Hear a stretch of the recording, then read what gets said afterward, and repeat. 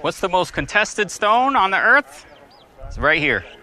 We're going to talk about what this is and its significance in these last days. Okay, guys, there's no question what this is, all right? But what we're going to talk about is what is this really? We have to go through some ancient architecture, history, what has transpired with this building in this facility. I'm going to make a very strong statement right from the get-go. Okay, this is the seat of Satan, all right? Now, the first thing many of you will say to me is, Leland, no, the seat of Satan is in Berlin. It's the Pergamon altar. That is a altar as well, but this also had a seat of Jupiter. There was a temple of Jupiter on this rock. And what is the most contested rock in the world? It is this one. Right here is where they say the altar is, okay? But guys, we're gonna have to do some history. We're gonna have to go back in time. We're gonna have to look at what happened here. What were the people thinking when they built this? What was going on?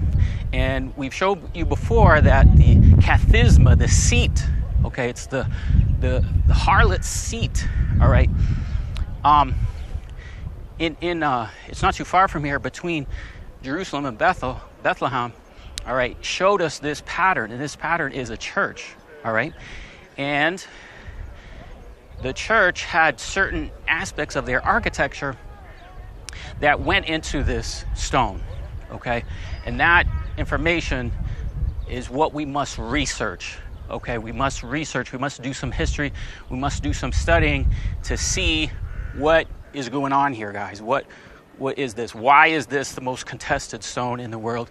We've shown you before the preparations for the third temple. We've shown you the Sanhedrin synagogue, which Jesus said the synagogue is needed to build the third temple. We've shown you the coin. We've shown you the preparations of the red heifer. We have a whole playlist on this. And now we're going to talk about the seat, okay? The seat and what this place is. Now, if you guys don't know, inside of the Dome of the Rock is a stone. It has a couple names. The Jews call it the foundation stone, and the Muslims call it the stone by which Muhammad ascended to heaven. Okay, so that's why they are contending for the stone that's inside. But this stone predates the Muslims, okay?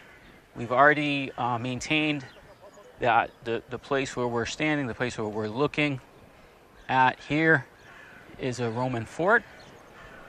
But what did the early Christians do here? Okay, they actually built a church, because you don't see this eight-sided pattern in mosques. Okay, of course it is a shrine, and they built on the foundations of an early church called Hagia Sophia. Sophia is wisdom. Okay, so something is going on here to where it's either the harlot seat or the seat of Satan. Now let's look at Revelation. And when we look at Revelation, we've pointed out before, in Revelation to the church at Smyrna, we saw that these what they say they are Jews and are not, but are the synagogue of Satan. So we've shown you that by the western wall. And then to the church at Pergamos, then what we have is, I know your works, where you dwell, where Satan's seat is. Okay? Guys, this is Satan's seat right here. Okay? They're not building a third temple in Berlin, guys. Okay? This synagogue is going about building a third temple. And we know that in 2 Thessalonians that, you know, he will go into the temple, the son of perdition, okay? But look what it says. To the church of Pergamos, I know your works, where you dwell, even where Satan's seat is. This is Satan's seat. Hold fast my name. You have not denied my faith. Even those days where Antiochus, now I'm going to have to do another video, but he's one of the two witnesses. My faithful martyr, or faithful witness, who was slain where Satan dwells. Now we know the two witnesses are slain where the Lord was crucified. Okay, so that's Antiochus. All right. Now, let's just keep going real quick. We're going to get more into this later. But see how it says here, but I have a few things against you because you have the doctrine of Balaam. Now, this deals with the Exodus. Okay, in the book of Numbers, in chapters 22 through 24, I believe, it talks about Balaam. So that's what we must overcome at these times, is the spirit of Balaam. But what? Satan's seat, where Satan dwells. Let's do a little history. Jerusalem is destroyed in 70 AD. Then there's another Jewish revolt called the Bar Kokhba revolt in 132 AD. And they're also defeated by the Romans. And when they are, 135, you can see Hadrian then makes Jerusalem a pagan Roman city called Aelia Capitolina. When he does, he puts a temple for Jupiter.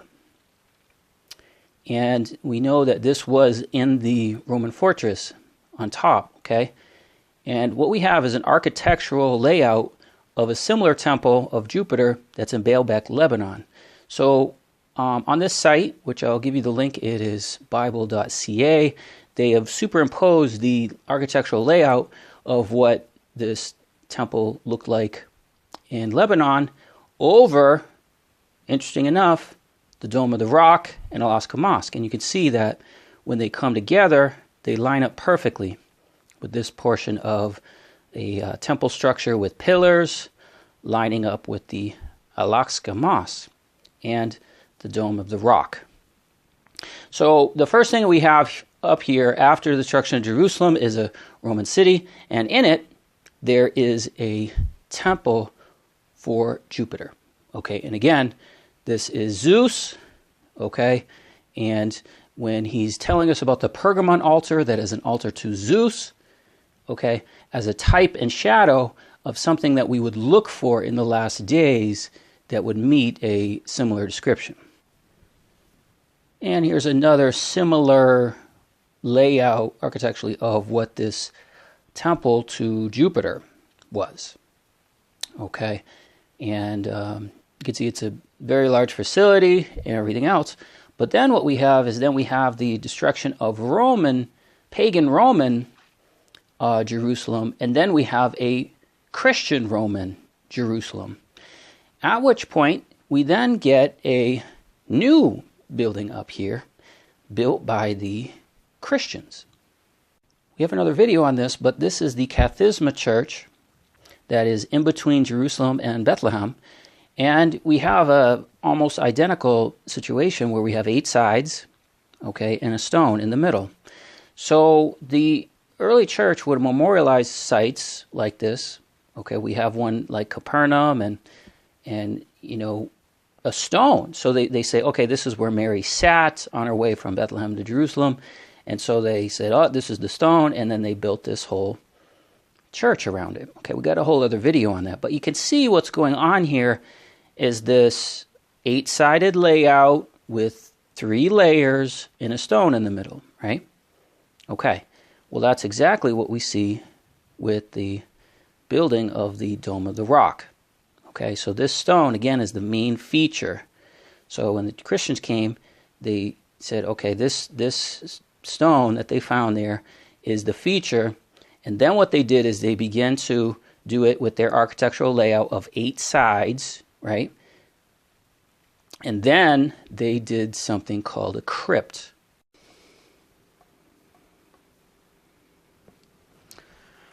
All right, guys, here's some rare footage of the foundation stone and crypt. Okay, remember how I was saying there's a crypt? Well, you could see what they're saying. These are steps leading to the Well of Souls. Now, why in the world would Muslims call a crypt under the foundation stone the Well of Souls?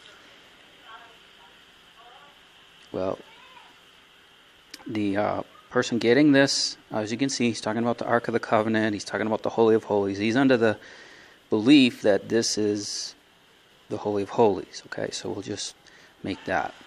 Now here's the inside. And you can see scaffolding and everything, and that's the foundation stone.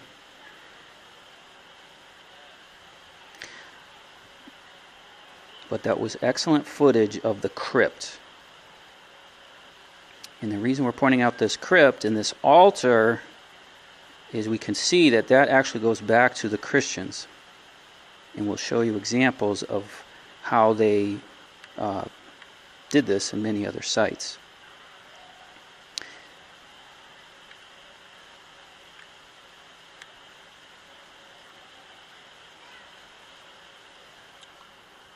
Here's some other views of just the inside of the shrine and the architecture.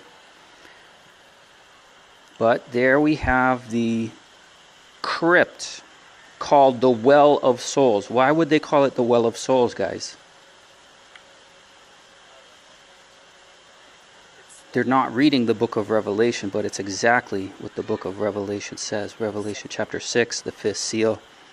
It talks about an altar, and the souls cry out from under the altar.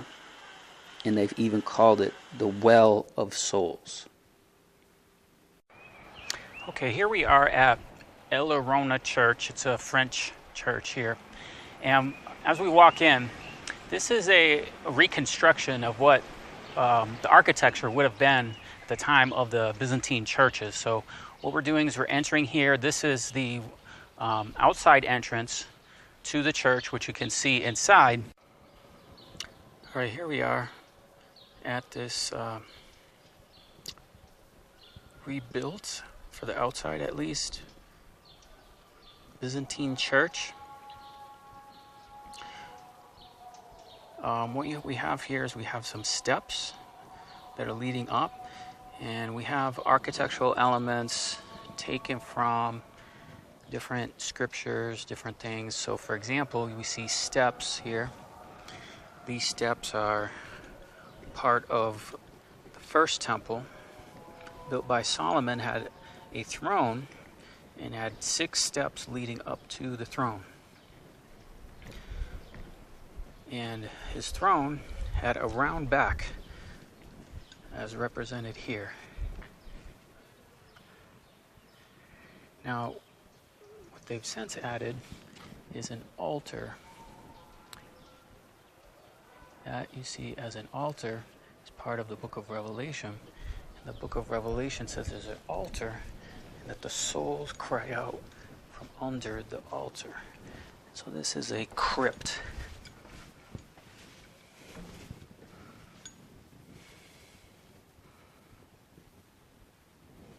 Now, more than likely what happened is when the Christians were on the Fortress Antonia, they probably did the same thing where they had a rock like this, and then they built the crypt underneath it. And they memorialized that rock as a place where Jesus Christ was judged by Herod. So they believed that that stone was a memorial of the place where he was interrogated by Herod. And so they did what they did with all their other churches and built a crypt underneath what the Jews call the foundation stone.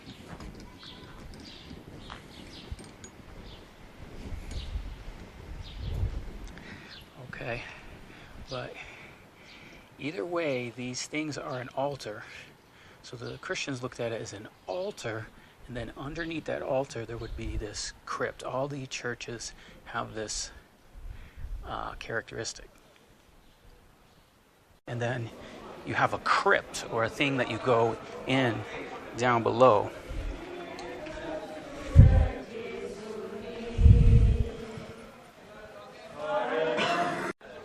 Here it is from the other side. And guys, I really find this disturbing, and I really don't like going into these things.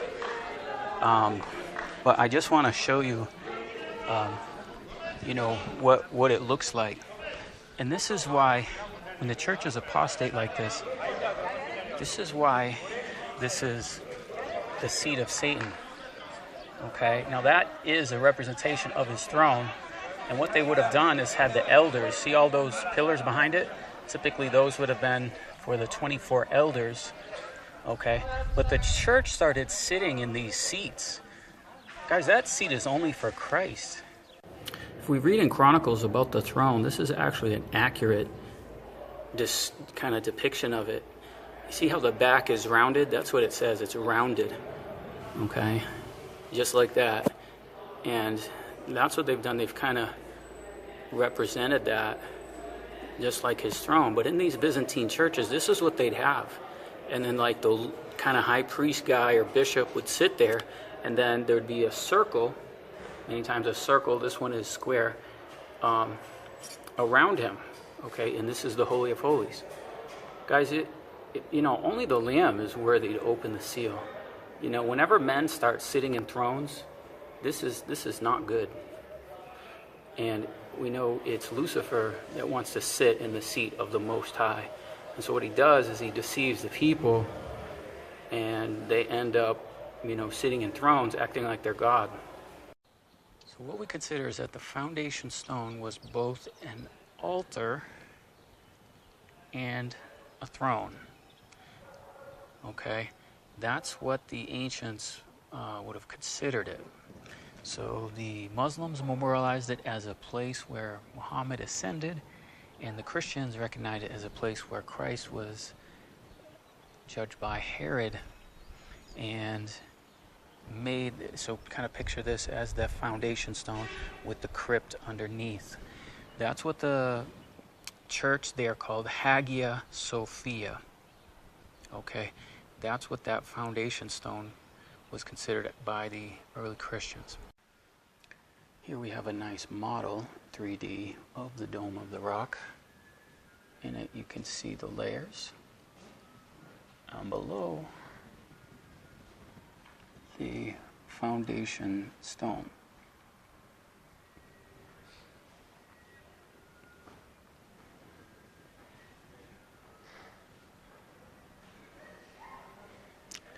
And again, sharing characteristics that we do see in Byzantine churches. Okay, behind you can see one of the beast signs here on this. There's another one over here. In the Dome of the Rock, these are just little marble pieces of the building. But if we look, you can see very, very crazy looking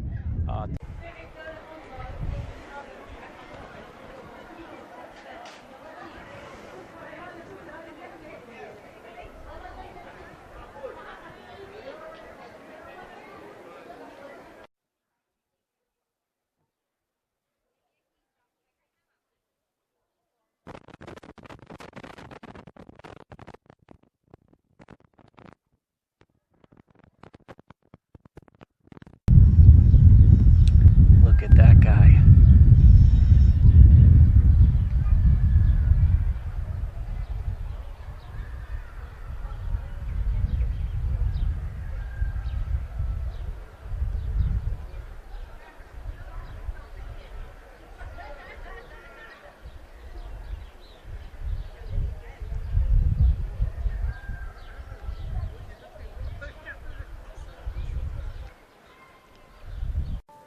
Now, some of you may be asking, where will the third temple be built? Here are the plans, the architectural plans of the sanctuary, and will it be on the Dome of the Rock? Well, let's just watch and see. These are the architectural plans and a 3D animation of the third temple from the Temple Institute.